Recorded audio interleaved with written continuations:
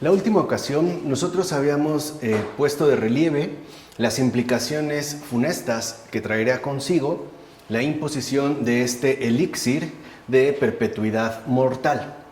Así, ya lo que podríamos añadir al respecto es lo siguiente, que en cualquier caso, si hay una vanidad en el mundo, no la introduce la muerte. Somos nosotros, pues nos atamos a las cosas de manera desordenada. Preferimos pues el estiércol a la paloma y la paloma al espíritu.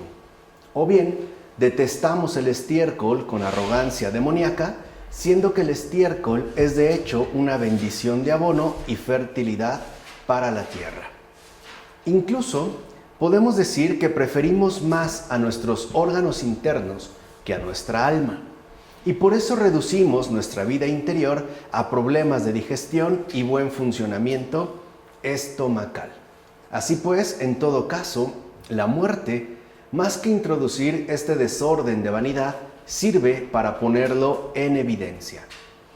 Y lejos de hacer absurda la vida, nos abre a un sentido o fin verdadero, en tanto destino o culminación trascendente que de hecho puede quedar justificado desde el propio comienzo.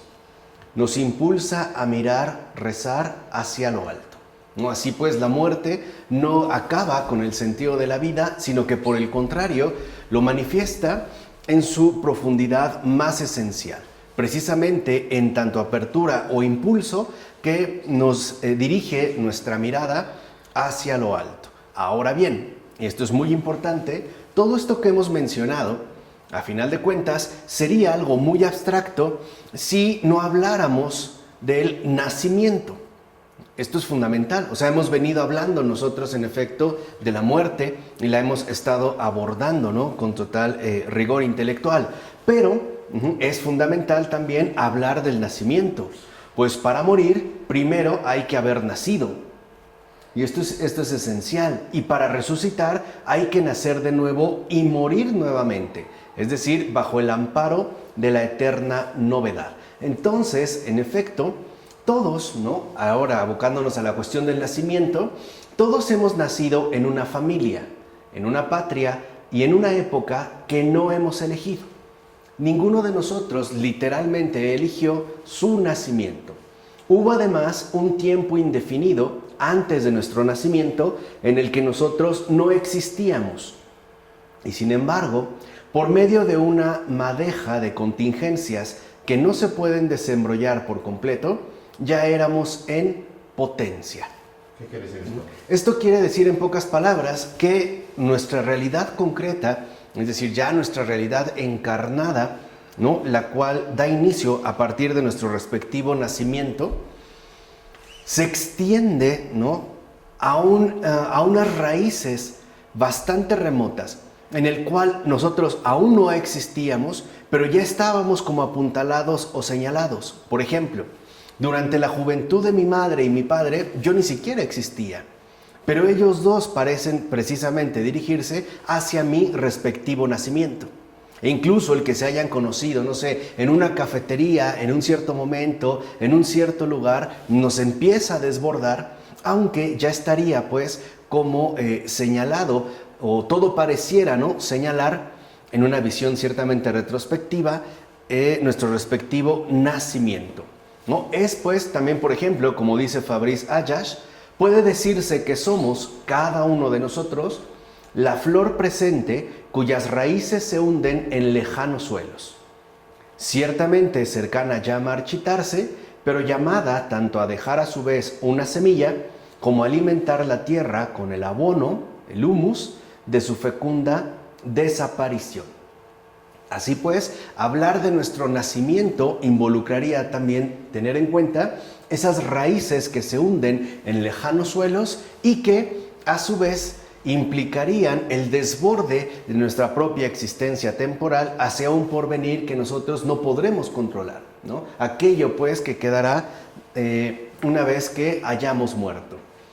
Podemos decir que estamos entonces insertos y entretejidos en la trama de una historia que por completo nos sobrepasa. De alguna manera, esa única historia conforma la carne de nuestro humano cuerpo, ya que corresponde con la profunda matriz de nuestra respectiva génesis, y que de hecho se prolonga también hacia auroras cuyo surgimiento ya no nos tocará ver jamás. Es decir, estas raíces, ¿no?, que se hunden en lejanos suelos, involucra esta trama profunda en la cual nosotros no existíamos aún, pero que sin este entramado, es decir, sin esta serie de sucesos particulares, por muy banales que hayan sido, nuestro nacimiento hubiera sido imposible. Y una vez que se ha llegado a nuestro nacimiento, por ejemplo, nuestros padres, nuestros abuelos, tatarabuelos, ancestros, etc., una vez que nosotros hemos nacido y que justamente al haber terminado la realización de nuestra vida, hemos también de morir, o sea, también habremos de desaparecer. Entonces, esta desaparición no anula pues la realidad concreta del mundo, sino que seguirá su marcha hasta su consumación y hasta hacia esas auroras, en efecto, esos nuevos inicios que nosotros ya no seremos capaces de ver, ¿no? El mundo pues seguirá su marcha hacia su consumación, y no porque yo muera, entonces el mundo se acaba. Somos pues desbordados tanto en términos póstumos, después de nosotros la vida sigue, como en términos ántumos. O sea, antes de nosotros ya hay una serie de cosas fundamentales que estarían vinculadas con nosotros, pero que no dan inicio con nosotros ni acabarán con nosotros, ¿no? Somos pues un elemento fundamental de un entramado que ciertamente nos desborda, tanto por delante como hacia atrás. ¿Qué quiere demostrar con esto? Bueno, lo que se quiere demostrar es la importancia y la relevancia que posee la vida humana de una manera concreta, o sea, la significación fundamental de un nacimiento. Y eso es lo que se menciona a continuación. Hay un oscuro patrimonio que trabaja y conforma nuestra carne, en tanto que una llamada de lo alto nos reclama para llevar a cabo una tarea cuyas infinitas consecuencias no se delimitan con exactitud. O sea, digamos que el impacto o la huella que dejará mi vida en esta tierra, yo no los puedo medir exactamente. Por ejemplo, ¿qué tanto bien hará mi presencia en este mundo? No lo sé. No lo puedo determinar, digamos, con una precisión de exactitud, ¿no? Como si fuera una especie de cálculo matemático. Y lo mismo en sentido inverso. ¿Qué tanto malestar puede dejar mi paso por este mundo? Tampoco lo puedo saber. De tal manera que nosotros tenemos que entender el verdadero impacto de influencia y sobre todo de beneficio a la que está convocada o ha sido convocada una vida humana, ¿no? Que de alguna manera se conecta con lo que ya Pavel Florensky mencionaba con respecto a la memoria. Somos deudores, ¿no?, de unos antepasados que nos han precedido y que han abierto el camino para que nosotros podamos llegar hasta aquí. De tal forma que entonces la memoria, y esto lo digo entre paréntesis, la memoria no solo se va a limitar a una cuestión de meros recuerdos psicológicos o un perfil psicologista de retención consciente, sino que más bien la memoria apunta no solo a lo que ya ha acontecido, o sea, no solo tiene en cuenta lo pasado, sino que justamente la memoria también se despliega hacia ese por delante, en donde habrán que aparecer los que aún están por venir. En pocas palabras, también la memoria nos invita a acordarnos de los que aún han de nacer. De tal forma que entonces yo debo de estar preocupado fundamentalmente por la aparición de aquellos que quizá yo no vea, porque ya habré muerto, pero que debo de contribuir a su respectivo nacimiento. Eso es, digamos, lo que debemos de tener nosotros muy presente. Este es, digamos, como la continuidad de salvación que el Señor nos ha venido a ofrecer a cada uno de nosotros. Entonces, no solo nos acordamos de los difuntos, también hemos de acordarnos de los que aún no han nacido, pero que pronto han de llegar, esté yo o no esté, ¿no? Es como dejar arreglada la casa, esta casa mundo que habitamos de manera común, de una manera compartida, dejarla lo mejor arreglada posible para cuando lleguen esos huéspedes que a lo mejor desafortunadamente no podremos atender y servir en persona. pero cuya aportación y trabajo realizado será en todo caso en beneficio de ellos. Dicho brevemente, el tiempo que vivo es herencia y testamento. Eso es lo fundamental. El tiempo que cada uno de nosotros vive, el tiempo que, configura nuestra respectiva existencia es herencia y testamento. Cada uno de nosotros está aquí, no estamos aquí para recibir y asimismo para legar. ¿Qué es entonces lo que fundamentalmente manifiesta este tiempo en el que vivimos en tanto herencia y testamento? Que nuestro nacimiento ha sido recepción de un pasado o de un suelo nutricio que nosotros no hemos trabajado, pero que a su vez estamos llamados a recibir y a hacer fructificar para los que aún están por venir. De tal manera que al nacer yo he recibido y al morir he de legar, ¿no? Es pues herencia y testamento. Mi tiempo, y es esto lo que lo va a determinar, mi tiempo lo desempeño o bien en la verdad o bien en la mentira, o bien en el amor o bien en el desprecio, y debo a la hora de mi muerte ofrecérselo a Dios o enviarlo al diablo. Esta es la alternativa que nosotros hemos pues de tener. ¿Qué hemos hecho con lo recibido? Con todo aquello que nosotros no hemos construido, con todo aquello que no es obra de nuestras manos. ¿A disposición de quién es que nosotros lo vamos a orientar? ¿No? En pocas palabras, ¿a quién hemos de brindar nuestros beneficios? Como cuando alguien hace un testamento, ¿no? No soy muy experto en estas cosas, pero al menos sé y entiendo que cuando una persona elabora un testamento, destina ciertos beneficiarios, o sea, aquellos que se van a beneficiar de algo que ellos no han producido. Ese también sería pues el sentido profundo de la testificación, ¿no? Testifica un beneficiario. A su vez, el beneficiario se ve finalmente, ¿no? Valga la redundancia, beneficiado por la herencia que ha recibido. De tal forma que en esta línea de continuidad, el tiempo que nos toca vivir es un tiempo que o bien podemos aprovechar, es decir, viviendo en la verdad, o que bien vamos a desaprovechar, ¿no? Hundiéndonos en la mentira. Pero algo es definitivo. A la hora de mi muerte, este tiempo que he vivido, he también de entregarlo. Y puedo entonces yo ofrecérselo a Dios como una obra grata a su voluntad, o bien mandarlo todo al diablo, tratando entonces de renunciar a la ofrenda que de hecho me corresponde realizar. Ahora, paradójicamente, somos mucho más libres y estamos mucho más determinados de lo que se piensa. Estamos más determinados porque toda la gesta humana y cósmica pesa sobre cada uno de nosotros, ¿no? Ahí nosotros no hemos podido intervenir. Estamos limitados por los condicionamientos existenciales que a cada uno de nosotros nos han correspondido. Pero también somos más libres porque cada uno de nosotros, a través de su vida y de su muerte, debe dar a toda esta gesta una salida última para lo mejor o para lo peor. Aquí está pues entonces la clave fundamental para entender el nacimiento.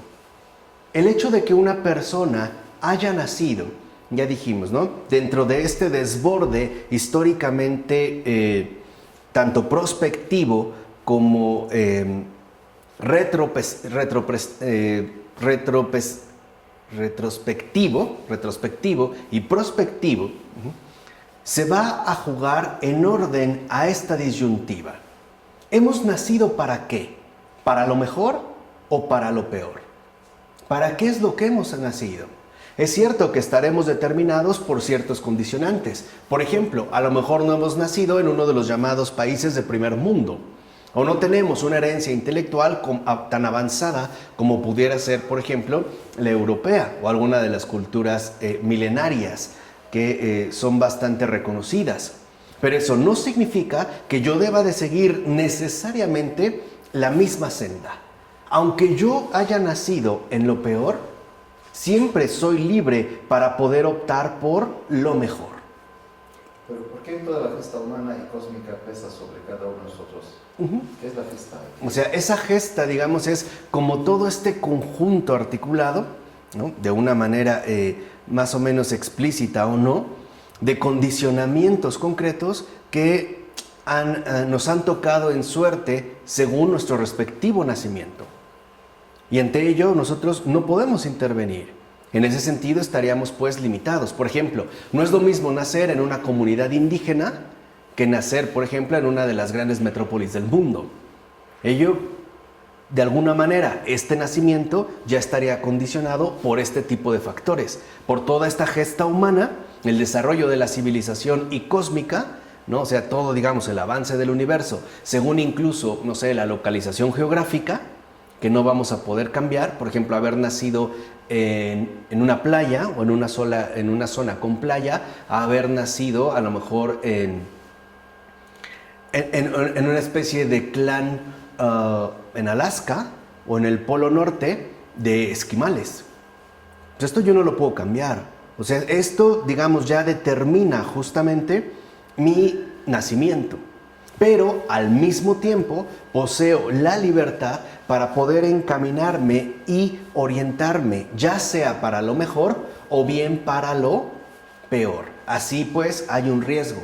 Vuelvo a repetir, aunque hayamos nacido en lo peor, eso no nos determina a seguir igual, sino que puedo optar por lo mejor. Pero también hay un riesgo y es real. Aunque yo haya nacido en lo mejor, puedo decaer o desviarme, degenerar hacia lo peor. Y ahí es donde se juega nuestra propia libertad. Así pues, en el alma humana se refracta toda la historia del mundo. Todo el combate de la luz con las tinieblas. Y por ende, esto es lo que hay que jugarse en cada vida. El destino de toda la historia de nuevo. O sea, cada nacimiento humano no es un número o una cifra más para engrosar las estadísticas. Cada nacimiento humano en esta tierra refracta en sí toda la historia del mundo, puesto que en cada nacimiento humano se pone en marcha este combate aún no culminado entre la luz y las tinieblas.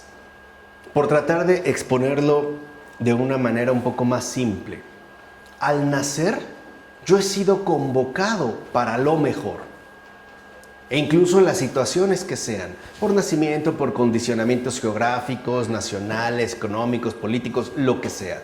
A eso he sido convocado. Pero si yo no me oriento en esta línea de realización fundamental, entonces yo puedo desviarme hacia lo peor. Y esta desviación tendrá una repercusión general en todo nuestro propio acontecer general, o sea, en la historia del mundo. Por eso, cada nacimiento en sí está llamado a intervenir e incluso incidir para lo mejor en toda la historia del mundo y por ende de los hombres de nuevo. O pensemos un poquito, ¿qué es lo que han hecho los santos? ¿Qué ha hecho, no sé, un San Francisco de Asís? ¿Qué ha hecho? O sea, literalmente ha tenido una incidencia esencial en el mundo para mejor. De hecho, podemos decir que con cada uno de estos nacimientos, en efecto, por ejemplo, el de los santos, la historia ha dado un nuevo comienzo y ha logrado empezar de nuevo para lo mejor. Ya sea reparando a lo mejor las equivocaciones cometidas o incluso fortaleciendo el bien que ya estaba presente, pero algo ha empezado de nuevo. El mundo entero, pues, se ve renovado. En consecuencia, podemos entender, por tanto, que el tiempo es la precipitación de todos los tiempos en una persona. Y esto es algo en verdad sustancial. Repito, el tiempo es la precipitación de todos los tiempos en una persona. Porque en esa persona se pone en juego, a partir de su nacimiento, el destino de toda la historia. Y esa persona, a final de cuentas, con su vida y con su muerte, está encargada de darle un fin eternamente dichoso, o bien eternamente desdichado. Por eso la muerte tiene el insigne poder de conferirle el peso del destino, incluso a la vida de apariencia más insignificante. O sea que el nacimiento de un ser humano no es para nada banal y mucho menos irrelevante. ¿Qué es, por tanto, tener éxito en la propia muerte? Pues el hecho de rescatar el tiempo con la moneda de sangre de la eternidad.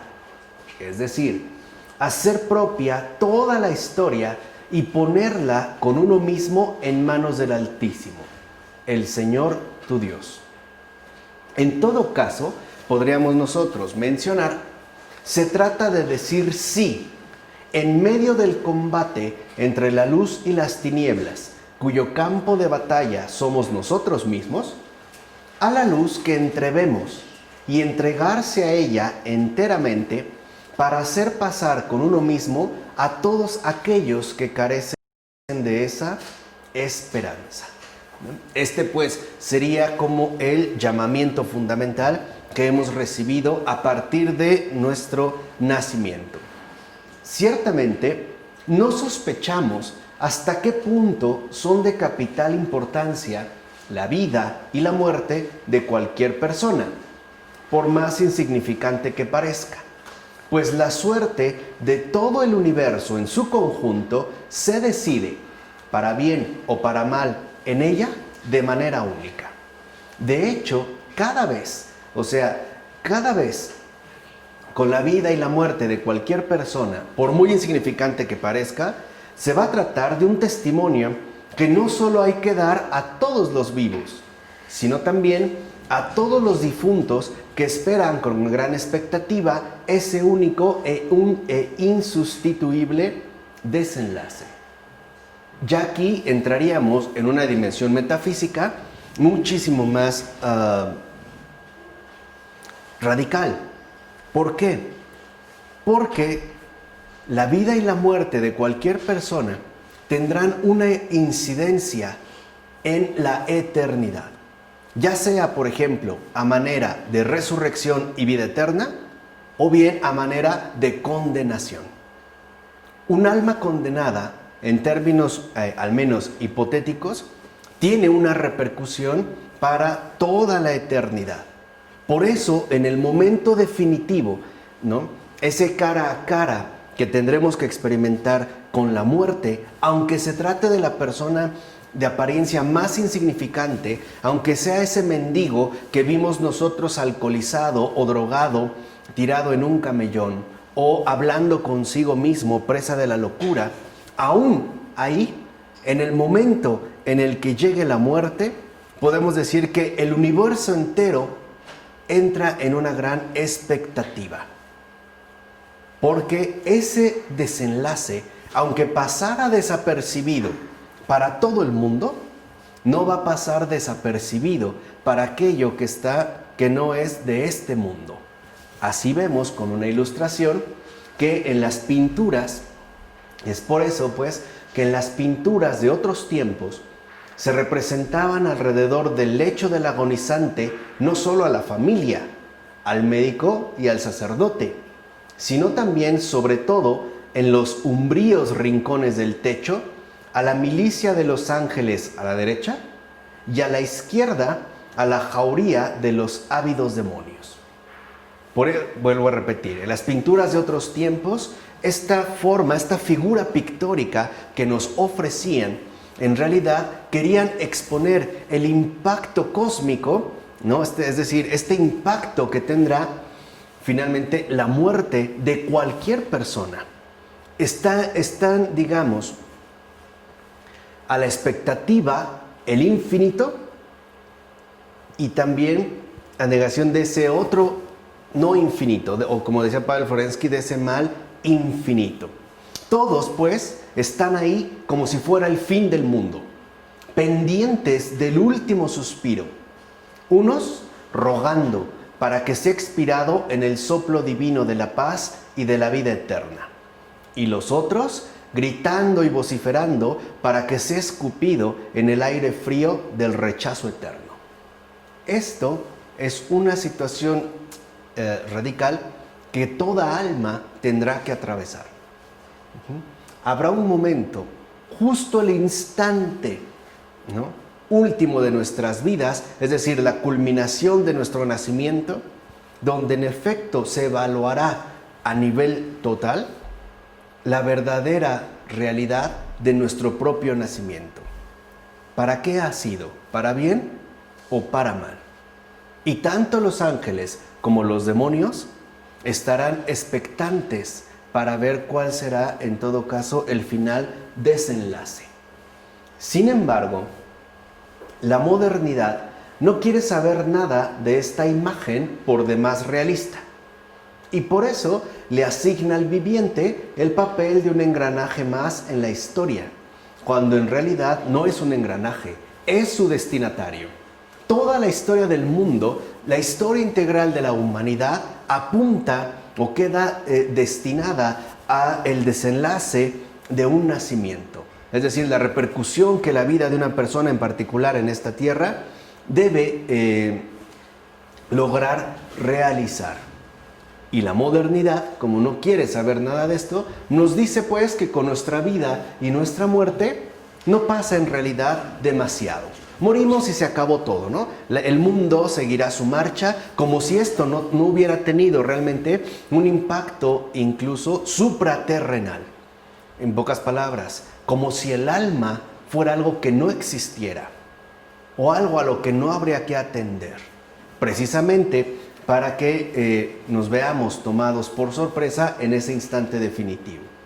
Por eso la modernidad considera al que muere como un mero desecho, sin relevancia ni trascendencia, y que para nada repercute en la marcha de la gran maquinaria, cuando en realidad se trata del luchador supremo. Recordemos que agonía, en griego, agoné, quiere decir combate, y que el agonizante es un combatiente que va a la guerra definitiva, que de hecho está en el frente, en primera línea, donde se define el avance de la salvación de un mundo que no solo es el suyo. Entonces, aquí es donde podemos ver cómo el desenlace de una vida humana cualquiera puede constituir el avance de la salvación del mundo o bien el avance de la condenación ya en este mundo, desde este mundo. O sea, lo que realmente se pone en juego es o la salvación o la condenación. Unos, como decía Ayash, por ejemplo, ¿no?, intercediendo para que seamos recibidos en la vida eterna, y otros vociferando y gritando, acusando, para que seamos finalmente, ¿no?, engullidos por el rechazo eterno. Así pues, en pocas palabras, para seguir un poco con esta relevancia pictórica, en el momento en el que muramos, ángeles y demonios tendrán puesta su mirada sobre nosotros, esperando finalmente el final desenlace, ya sea unos, ¿no?, para alabar al Señor, o otros simple y sencillamente para maldecirlo todavía más, diciéndole: ¿lo ves? Hemos ganado, este es nuestro, este es de los nuestros, este nos pertenece. Uno más que engrosaría las filas de la condenación, que de por sí ya están bastante nutridas con los propios demonios. Así, esto es algo importante que nosotros no podemos dejar de lado y que tenemos que recuperar, pues, el peso fundamental que cada vida humana tiene en esta tierra, o sea, el hecho mismo de nacer. Pues ahora pasaremos pues a otro tema, que es la gracia del miedo. Es importante irlo desgranando poco a poco para que se comprendan muy bien, ¿no?, los contenidos que queremos transmitir. Algunos aseguran que la muerte conduce a la nada. Ya, se murió y se acabó. Ya no hay nada, ¿no? Al morir se acaba todo, no hay cielo, no hay infierno, no hay un más allá.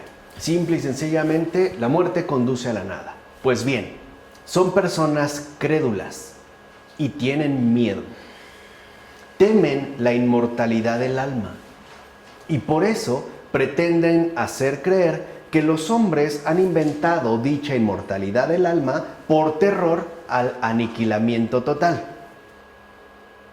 Incluso se aventuran a decir que la religión es un tapagujeros, como Heidegger, o un opio, como Marx, o una compensación imaginaria de ignorantes frustrados, según los ilustrados de todos los tiempos. Pero algo que se nota es que se ve que se ponen nerviosos, que intentan protegerse de algo. Ante algo ahí precisamente tienen miedo. Por el contrario, lo que es una compensación imaginaria es la nada, puesto que por definición la nada no es. Más bien, la nada es una tapadera definitiva, ya que su afirmación es una losa pesada que no se abre a ninguna resurrección posible. Este pues sería como el obstáculo definitivo que se le quisiera poner a la resurrección. No, no entendí esto, que es una compensación imaginaria. Sí, o sea, el hecho de que en realidad, cuando dicen que en pocas palabras la revelación, ¿no? la religión cristiana no es más que una invención, un tapagujeros, un opio, una compensación imaginaria de ignorantes frustrados, de vulgares, etc. Lo que realmente es una compensación imaginaria es la nada, no lo que ellos rechazan. ¿Por qué? Porque en realidad, cuando dicen que no hay nada, en primer lugar, tienen miedo. Miedo a la inmortalidad del alma. Y dos, miedo a asumir lo que acabamos de exponer. Precisamente el peso fundamental que conlleva todo nacimiento. De tal manera que en realidad lo que es falso es la nada que ellos proponen como una especie de conclusión total. Decir que no hay nada. Entonces, que su miedo es ir al infierno. No, es algo, es lo que iremos viendo, ¿no? Es algo más como mucho más profundo. En realidad tienen miedo al amor. Al amor. No al infierno, el verdadero miedo es al amor. Tienen miedo a amar en espíritu y en verdad. Que de cierta manera es un miedo que todos compartimos de un modo u otro, ¿no? Pero aquí, digamos que el obstáculo, la losa pesada que quisieran interponer para no reconocer o no aceptar la resurrección, pues es la nada, ¿no? Pareciera que fuera como la tapa definitiva que lograría obstaculizar la resurrección. A propósito de esto, por ejemplo, el rabino de Carenton hacía esta comparación. Decía este rabino: se parecen a unos fetos gemelos que en el seno de su madre se ponen a reflexionar excesivamente. ¿Tú crees que hay algo después? ¿Cómo? ¿Más allá del cuello? Obviamente del cuello uterino. Sí, tras el tapón mucoso. Nadie ha vuelto nunca. Es verdad.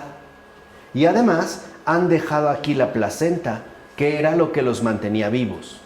Por tanto, yo creo que no hay nada. Que es justamente lo que muchos afirman. Por su impaciencia, zanjan la cuestión reclamando una muerte inmediata. Quieren ser enterrados en la pared uterina, por lo civil, por supuesto. Y ahí lo tenemos. Se creen verdaderos rebeldes, no son más que abortos. Que es justamente, ¿no?, esta, digamos, como figura pues, grotesca, pero real, auténtica, de los que afirman que después de la muerte no hay nada. Pero no entendí el diálogo. No son más que abortos. Sí, o sea, en este rabino, ¿no?, hace esta comparación. Está una mujer embarazada en cuyo vientre hay dos fetos gemelos.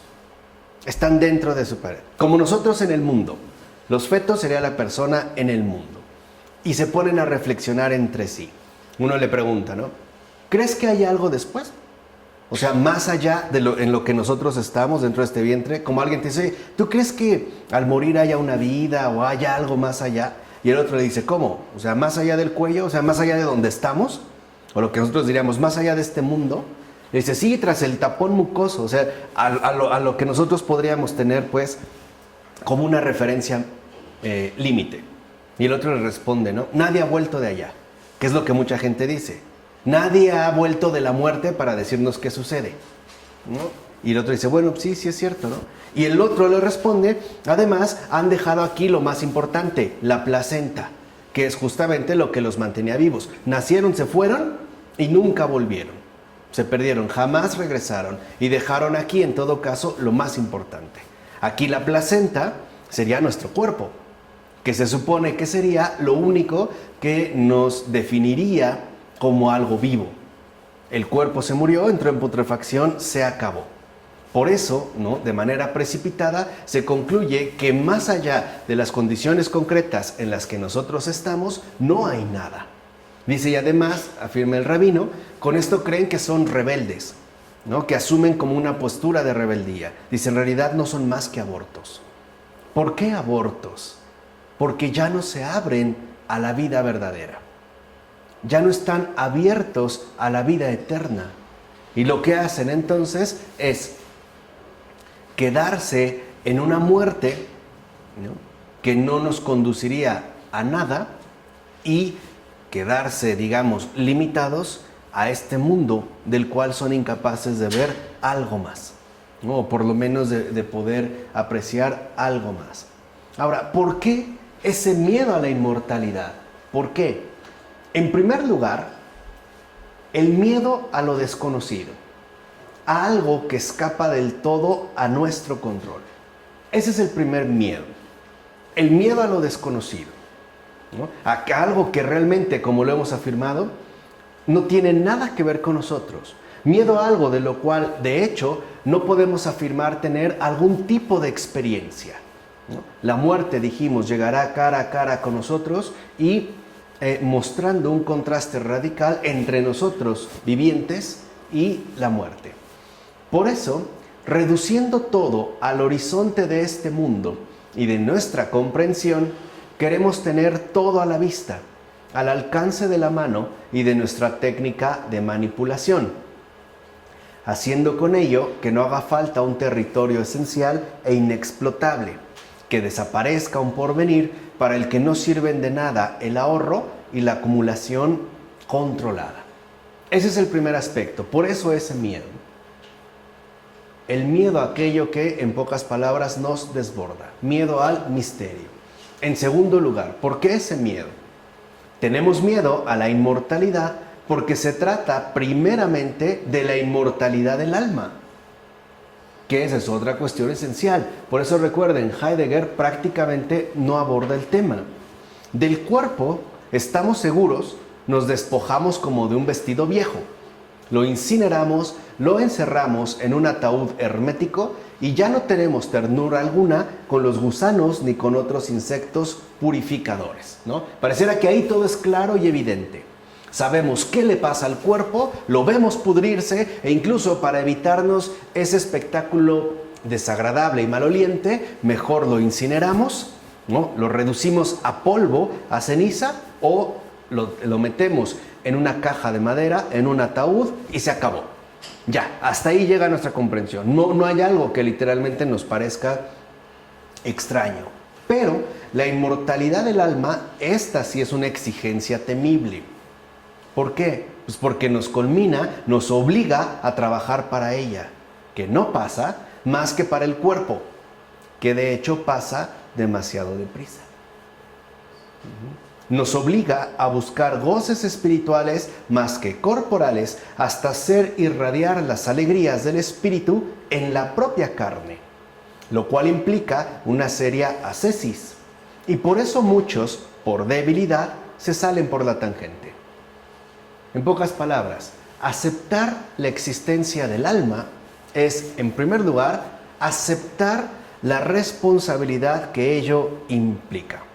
O sea, en pocas palabras, aceptar la necesidad de trabajar para aquello que no pasa. Cosa que, al decir que no existe, me evita el ahorro. En pocas palabras, también puede ser una especie de pereza mortal. De pereza moral. ¿Para qué ser bueno en esta vida si al final no va a haber nada, si no va a haber una consecución? O digamos, no va a haber una continuidad más allá de mi propia vida. En pocas palabras, ¿para qué ser bueno? Si el alma no existe, entonces más bien daría igual cómo me comporte, ¿no? Cómo viva, o incluso el tipo de vida que decida llevar. Si solo importa el cuerpo, o si solo existe el cuerpo, pues entonces lo único que hay que hacer es cuidar al cuerpo, apapacharlo y darle la mayor cantidad de satisfacción posible. ¿Sí se entiende? ¿No? En cambio, si hablamos del alma, estamos hablando de algo que de una u otra manera nos obliga a tener mucho cuidado, no solo en nuestros pensamientos, también en nuestros sentimientos y sobre todo en nuestras actitudes, ¿vale? Ese sería el segundo aspecto. Ahora, en tercer lugar, y de hecho esto es lo más importante, dijimos, ¿no? ¿Por qué este miedo a la inmortalidad? La inmortalidad debe asustarnos porque implica el juicio, la separación de los justos y los injustos, de las ovejas y las cabras, unos para la alegría interior y los otros para las tinieblas exteriores, lo cual nos da en verdad mucho miedo, pues se trata de algo que me concierne muy de cerca, es decir, íntima e inmediatamente, ya que en todo caso esta inmortalidad me reclama para la eternidad. Este es el punto más importante. Miedo a la inmortalidad del alma, porque esta inmortalidad, en efecto, implica un juicio. Si mi alma está llamada, en pocas palabras, a asumir su inmortalidad para toda la eternidad, entonces lo que yo haya vivido en mi tiempo, o sea, lo que yo haya hecho en esta vida, es lo que condicionará precisamente este reclamo de eternidad. En cambio, si yo digo simple y sencillamente que el alma no existe, pues entonces, ¿quién me va a juzgar? Nada hay que juzgar. Todo, en pocas palabras, quedaría saldado aquí y ahora. Hic et nunc, ¿no? Aquí y ahora. Ya no habría, digamos, en pocas palabras, ¿no? Esta exigencia de que, llegado el momento y de manera inevitable, hemos de dar cuentas. ¿Sí se comprende? Si no hay alma y no es el cuerpo, pues ¿a quién le vamos a dar cuentas? No va a haber un juicio. Y que es justamente lo que de fondo como que sostiene o alimenta más este miedo. Esto es justamente lo más temible. No es la muerte física, sino esa segunda muerte de la que hablaba, ¿no?, el apóstol San Juan. Por ejemplo, en Apocalipsis capítulo 20, versículo 4 y Apocalipsis capítulo 21, versículo 8, que es de hecho la muerte del alma, es decir, la condenación. Eso sí da miedo. Si yo digo que no hay alma, pues entonces ya se acabó, no hay juicio y no hay, en pocas palabras, condenación. Una condenación que por lo menos se puede apuntalar bastante a partir, como dijimos, de la pereza moral o la evasión de la virtud o la complicidad con la mentira, etc. Esto es lo delicado, ¿no? De hecho, su solo nombre llena de espanto al hombre moderno, que se apresura a decir que se trata de una invención de curas crueles. No, eso es un invento de la iglesia, de los padrecitos, ¿no?, para doblegar a las almas, para someter a los ignorantes, al vulgo, ¿no?, incapaces de entender otra perspectiva de las cosas, bla, bla, bla, bla, bla. O sea, hoy en día, pues, algo que nos puede mucho es la condenación. Incluso la condenación pone en desbandada, o sea, pies, ¿para qué los quiero?, a numerosos cristianos que corroboran enseguida que sin duda hay un infierno, pero que no se sabe siquiera que haya ahí un solo hombre. O sea, como si la fe no nos asegurara que ya hay ángeles allí. En pocas palabras, tendemos a decir que ciertamente el infierno no existe, que es un invento cruel, ¿no?, de curas. O sea, uno más de los muchos venenos que esta nefasta Iglesia Católica ha traído consigo para dominar, entenebrecer y doblegar a los hombres de este mundo. Entonces, este miedo, de manera fundamental, apunta pues hacia lo más temible, la condenación. Al no tener en cuenta aquello a lo que tarde o temprano nos hemos de exponer, que es lo que hemos estado mencionando ya desde hace un momento. Ahora, pueden decir, claro, hay un infierno, pero no hay un solo hombre allí. No, pero ya hay ángeles.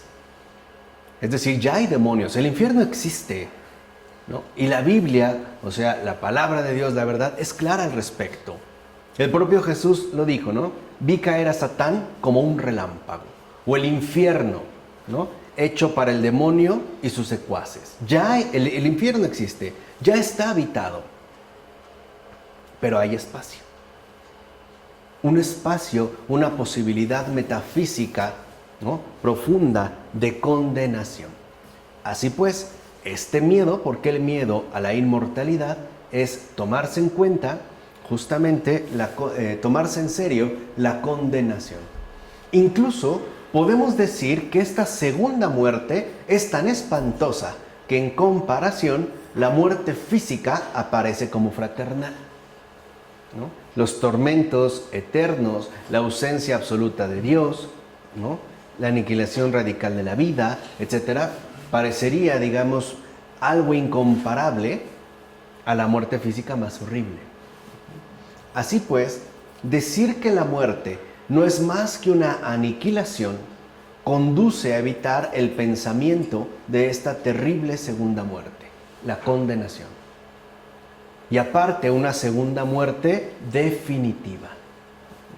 Por el contrario, reconocer la inmortalidad del alma para el juicio definitivo es mirar de frente, si ello es posible, esa segunda muerte.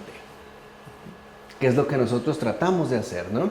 Hacer este maximalismo o realismo. Algunos replicarán que esta idea de un juicio final es un absurdo refugio y una estrategia perezosa. En efecto, tal estrategia desplazaría hasta el infinito el momento de hacer justicia aquí abajo y sería un horroroso consuelo para los oprimidos que más bien rumiarían amargamente en su corazón una revancha. Por ejemplo, tú me machacas hoy, pero en el otro mundo te vas a enterar de lo que es bueno. Se cambiarán los papeles y serás tú el que la pases mal para siempre. Así pues, aquí hay como, digamos, una desviación sutil hacia la cuestión de la justicia. No que se haga justicia, pero otra vez, que se haga justicia aquí y ahora. Es decir, de acuerdo con los postulados fundamentales del marco inmanente.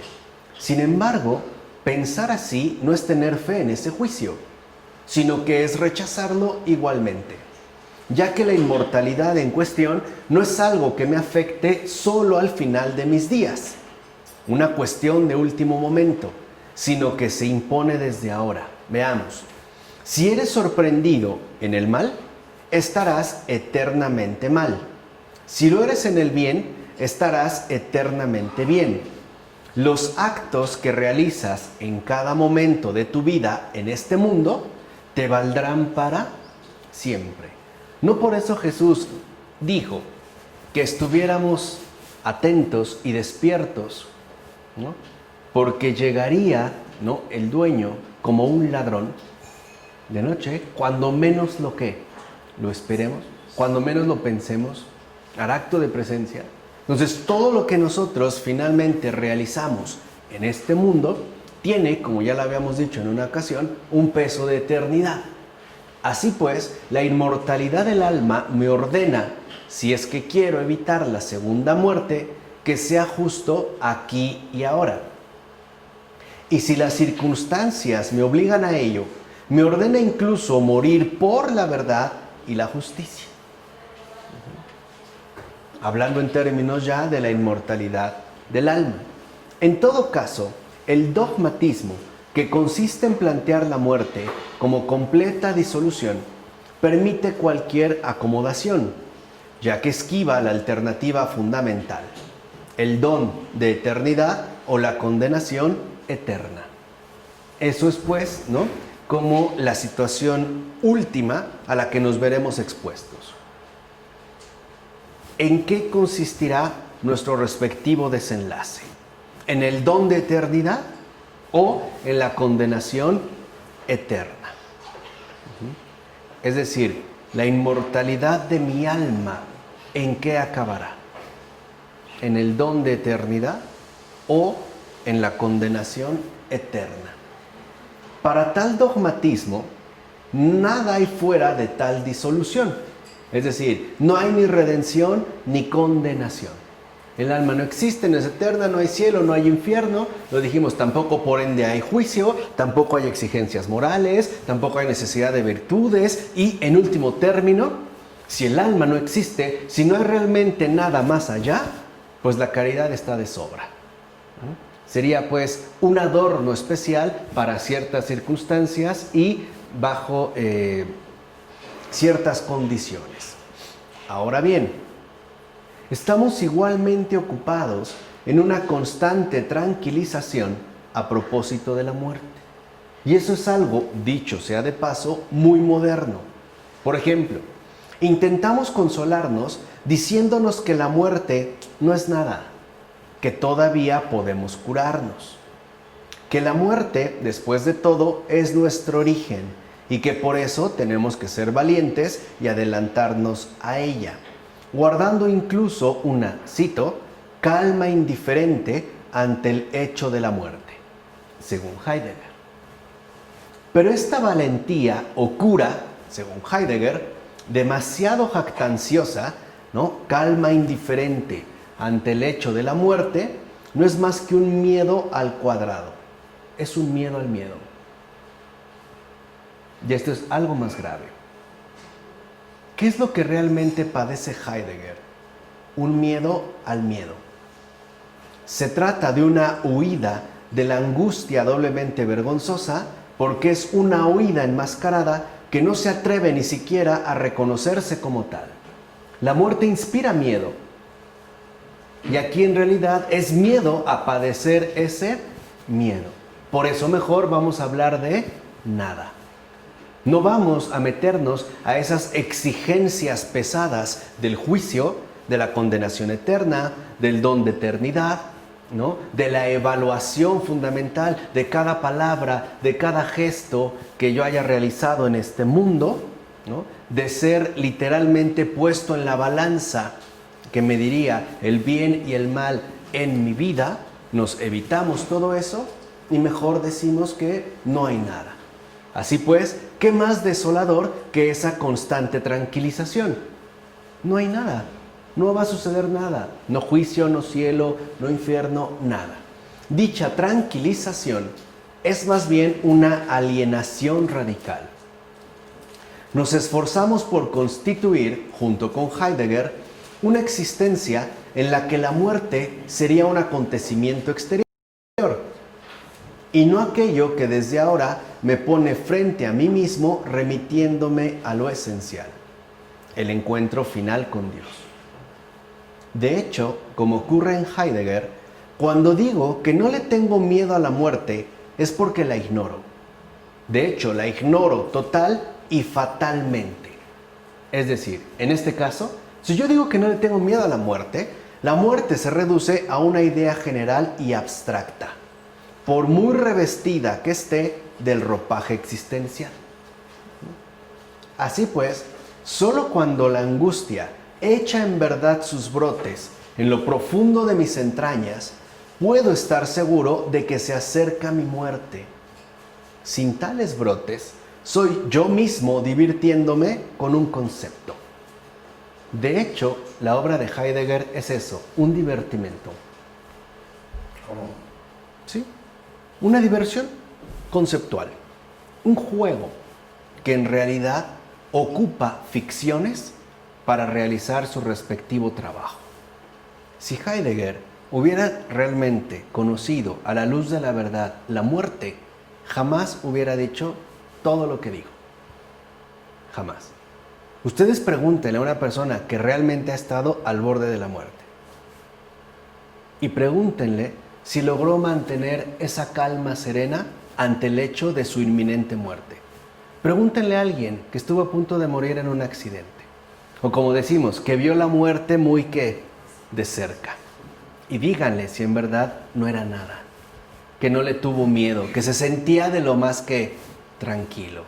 Pregúntenle a una persona que le han, por ejemplo, declarado una enfermedad terminal e incluso pocos días de vida, si en serio va a permanecer y a conservar esa supuesta calma ante la muerte. Decir que la muerte no era nada. El miedo a la muerte tiene sus raíces en el amor a la vida. Solo se siente miedo por lo que se ama. Y por eso Heidegger dice que no teme la muerte, porque no ama la vida. Incluso, como hemos visto, la rechaza históricamente, ¿no? Yéndose pues hacia ese atrás. Ahora, el que no tiene miedo de nada, pone de manifiesto que no ama nada. La nada heideggeriana es testimonio de esa carencia de amor. Por eso, en lugar de haber titulado a su libro Ser y Tiempo, bien se podría titular Carencia de Amor. Y entonces creo que su lectura sería en verdad provechosa. Y entonces, al menos así, sin cambiarle en una palabra, podría ser además benéfica.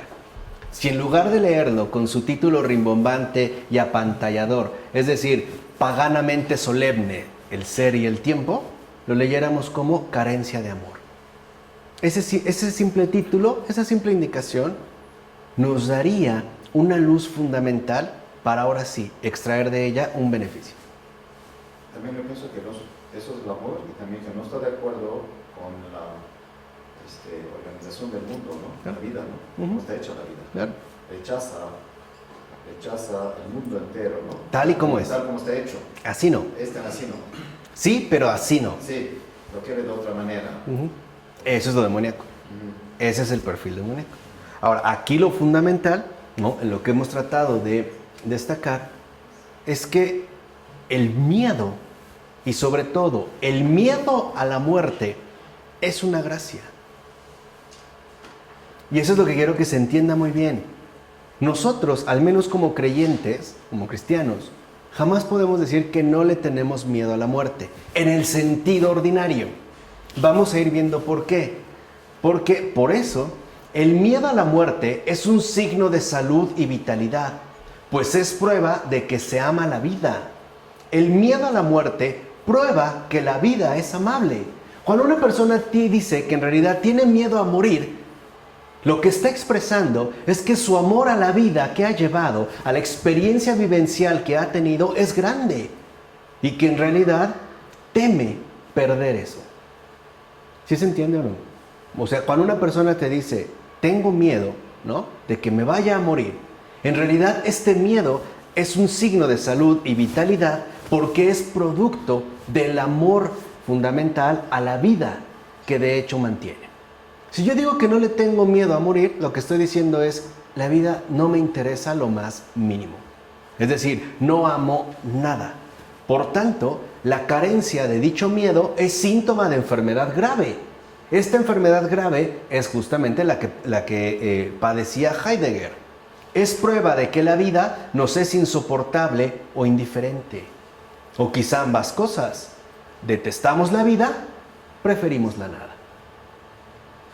¿Qué ocurre en el corazón de Heidegger? Detesta la vida. La detesta. Pero detestar la vida en un sentido serio, ¿no? Por lo menos es más serio Nietzsche al respecto, ¿no? Detestar la vida en serio involucraría oponerse a ella.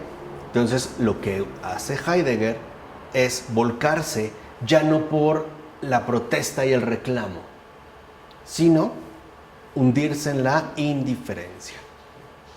Se detesta la vida Bueno, entonces prefiero la nada. Por eso no hay precisamente en Heidegger un tono de rechazo. Dijimos, ¿no? Con él ni siquiera hay que hablar de Dios, ¿no? Nada.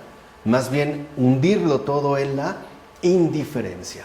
En tal caso, por ejemplo, la vida es una náusea, como ocurre en Sartre, o un vacío, como en Heidegger. Los dos grandes enfermos del siglo XX. Los dos grandes carentes de amor. Y aparte con unas obras aburridísimas. Uno, el ser y el tiempo, y el otro, el ser y la nada. Eso es lo que ocurriría. Ahora bien, si la cosa es patológica, o sea, si de verdad es una cuestión real, es decir, por causa de depresión profunda en nuestras potencias afectivas, tal cosa todavía se entiende. O sea, si de verdad fuera por una cuestión patológica, por padecer una depresión profunda, un desorden hondo en nuestras potencias afectivas, de acuerdo. Ok, se entendería. ¿Por qué? Porque no hay en ello falta voluntaria. ¿Me explico? Sería un padecimiento, pues, que nos ha a lo mejor llevado a esas orillas peligrosas, ¿no? A bordear esos abismos hondos. Pero si es por hastío, por desprecio a la creación, entonces esa ausencia de miedo es algo propiamente diabólico, como en Heidegger y Sartre.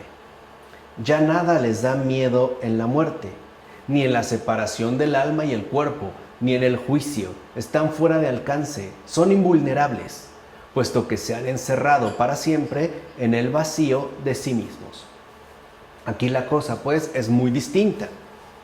El réprobo, Sartre, lo mismo que el irredento, Heidegger, ya no tienen nada que temer, puesto que no tienen nada que esperar. Nada. Ya no tienen nada que perder, puesto que ya están perdidos. Su seguridad es la nada.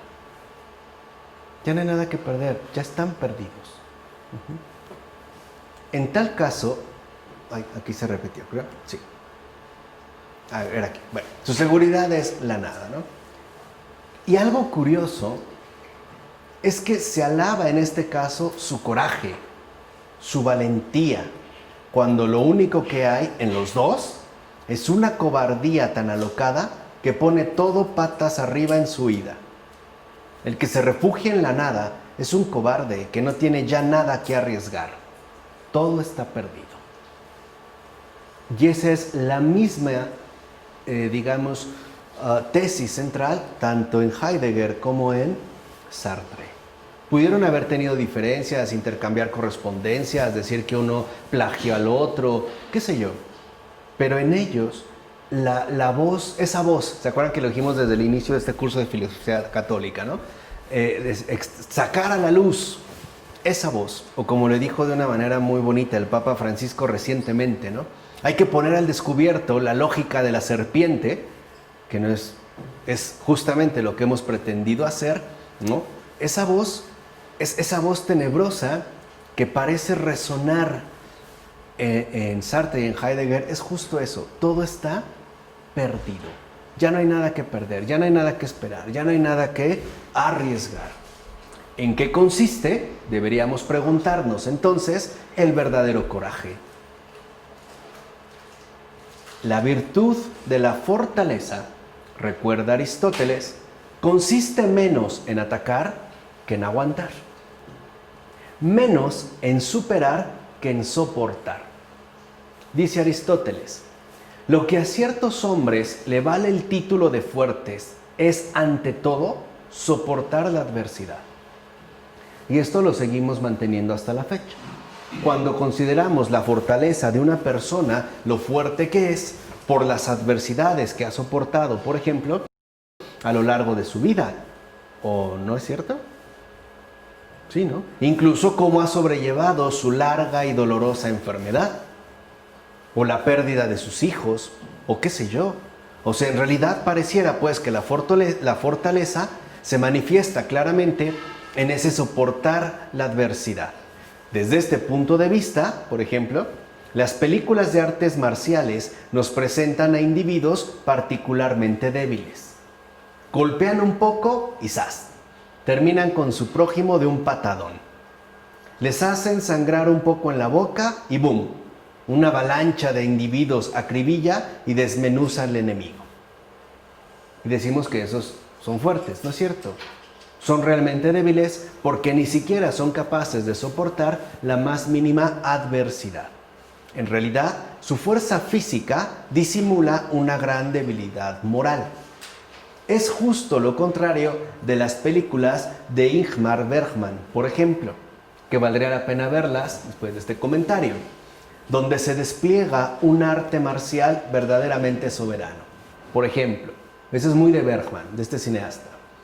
Mujeres que soportan el engaño y el abandono de los hombres y que a veces, manifestación suprema de potencia, de fortaleza, de coraje, llegan a perdonar. Incluso podemos decir a pesar de todo. Así pues, resistir, soportar la adversidad, exige más fuerza y por ende virtud que atacar por 3 razones, ¿vale? Primero, el que ataca juega el papel del más fuerte. El que resiste es pues el más débil que resiste al más fuerte, lo que siempre es más difícil. ¿O no es lo que exponía Jesús cuando dijo, al que te golpee la mejilla derecha, ponle también ¿qué? ¿La izquierda? ¿No es más difícil? Que si nos hubiera dicho, al que te golpee la mejilla izquierda, mándalo al hospital. ¿No lo vemos más fácil? De una manera es como muy evidente, ¿no? Poner la otra mejilla es difícil. De hecho, es muy difícil. De hecho, es humanamente imposible. Ese soportar la adversidad es una gracia. Y es lo que Jesús ha asumido en carne humana.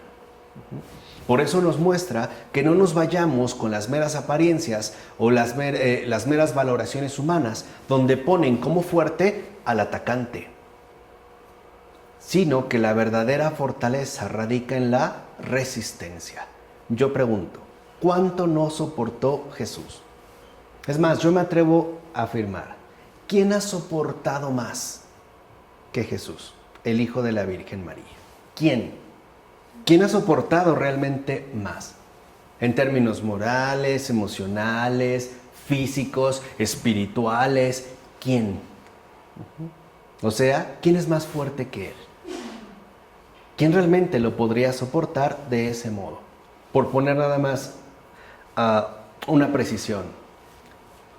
San Francisco de Sales, es cierto, San Alfonso María de Ligorio, en este libro muy importante, incluso para este periodo cuaresmal, de meditación sobre la pasión de Jesucristo, hay un momento donde en sus meditaciones menciona que los azotes que recibió Jesús serían humanamente insoportables.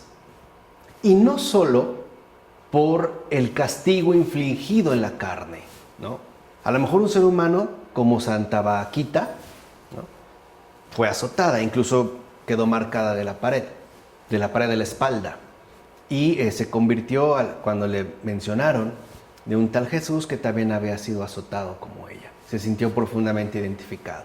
Y cuando le dijeron que era Dios, el que se había dejado azotar como ella y que tenía marcas como ella, se derritió de amor, ¿no? Se sintió verdaderamente entendida, comprendida.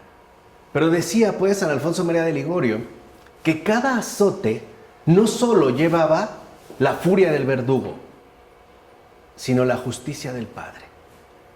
¿Quién puede soportar eso?